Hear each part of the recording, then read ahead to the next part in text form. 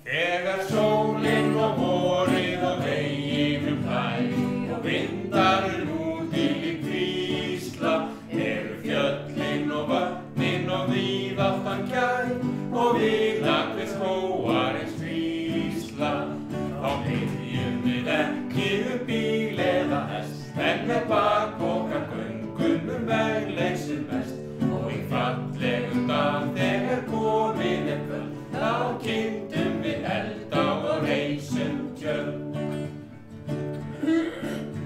Þegar sólin og vorið á veginum hlær og vindarinn úti líkt hvísla, eru fjöllin og vötnin og víðáttan gjær og víðakvið skógarins hvísla.